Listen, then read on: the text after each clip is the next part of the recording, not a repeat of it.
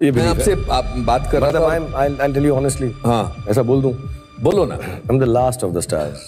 अब अगली फिल्म आप जो स्पिरिट बना रहे हैं प्रभास के साथ, उन्होंने तो ऑलरेडी बाहुबली और कल्कि जैसी ब्लॉकबस्टर्स डिलीवर कर दी है। सर इस बहुत बड़ा बोझ वाला सवाल है सर, मतलब मेरे को 2002 এই মুহূর্তে পুরো ইন্ডিয়ান সিনেমা ইন্ডাস্ট্রিতে একটাই প্রশ্ন, কে biggest superstar of India, Prabhas নাকি শাহরুখ খান?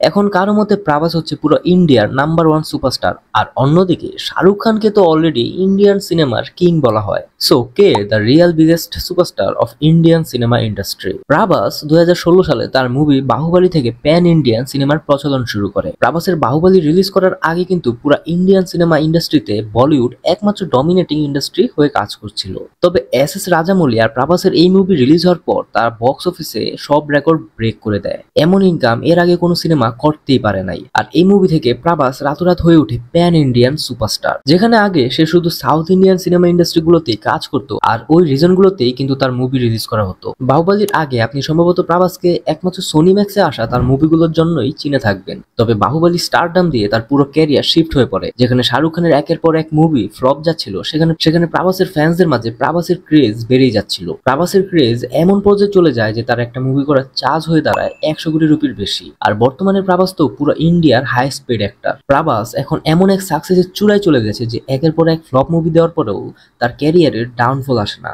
এমনকি তার ফ্লপ মুভিও বলিউডের অন্যান্য মুভির লাইফ টাইম কালেকশনগুলো থেকেও বেশি হয়ে দাঁড়ায়। আর অপরদিকে back to back flop movie দেওয়ার পর শাহরুখ খান একটা লম্বা ব্রেকে চলে যায়, যেখানে ফ্যান্সরা শাহরুখ খানকে ভুলেই যাবে। এমন সময় শাহরুখ খান রিটার্ন করে ব্যাক টু ব্যাক তার 3টা superhit blockbuster pan Indian cinema নিয়ে, যেখানে 4 বছর পর শাহরুখ খানের রিটার্ন হয় পাঠান দিয়ে, তারপর জওয়ান আর ডানকি। 3টা মুভি দিয়ে এক বছরে একাই 2600 কোটি রুপির কন্ট্রিবিউশন করে বলিউডে। তার এই ম্যাসিভ কন্ট্রিবিউশন প্রমাণ করে দেয় যে শাহরুখ খানকে কিং এমনি এমনি বলা হয় না। এখন শাহরুখ খানের আপকামিং মুভি হতে যাচ্ছে কিং, যেখানে শাহরুখ খানের সাথে তার মেয়ে সুহানা খান আর অপরদিকে দীপিকা পাদুকোনকেও দেখতে পারবো। আর এইদিকে প্রভাসের আপকামিং বিগেস্ট মুভি হতে যাচ্ছে সন্দীপ রেড্ডির স্পিরিট। আর এই নিয়েই এখন তুমুল আলোচনা, কে ইন্ডিয়ার বিগেস্ট সুপারস্টার, এসআরকে নাকি প্রভাস? তো চলেন জেনে নেই কে সেরা। প্রভাস যখন নিজের ক্যারিয়ারে একটা হিটের জন্য স্ট্রাগল করছিল, তখন এসআরকে নিজের লাইফের পিক সিনেমা একের পর এক দিয়ে যাচ্ছিল বলিউডকে। শাহরুখ খানের কাল হো না হো, কুছ কুছ হোতা হ্যায়, কভি আলবিদা না কেনা, মে হু না, মাই নেম ইজ খান, এরকম অসংখ্য মুভি বলিউডকে দিয়েই যাচ্ছিল, যেখানে এই সিনেমাগুলোতে না ছিল অ্যাকশন, না অসাধারণ কালার গ্রেডিং আর ভিএফএক্স, তারপরও সব ছিল ব্লকবাস্টার, শুধুমাত্র তার অসাধারণ অ্যাক্টিং আর স্টোরি ড্রিভেন কন্টেন্টের জন্য, যেখানে তার পপুলারিটি ইন্ডিয়া ছাড়িয়ে গ্লোবাল লেভেলে ছড়িয়ে যায়। সেখানে যদি বর্তমান সময়ে প্রভাসের সাথে তার তুলনা করি, তাহলে এটা খুব বায়াসড অপিনিয়ন হবে। শাহরুখ খান যে পরিমাণ কন্ট্রিবিউশন দিয়েছে বলিউডে তার ইন্টায়ার লাইফ টাইমে, সেই লেভেলে যেতে হলে প্রভাসের এখনো আরো লম্বা একটা টাইম সার্ভাইভ করতে হবে।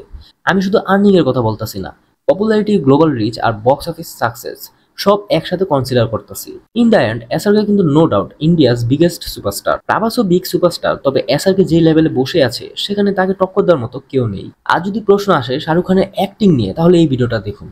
बाबूजी ने कहा गांव छोड़ दो, सबने कहा पारों को छोड़ दो, पारों ने कहा शराब छोड़ दो, आज तुमने कह दिया हमें छोड़ दो। एक दिन आएगा जब वो कहेगा दुनिया ही छोड़।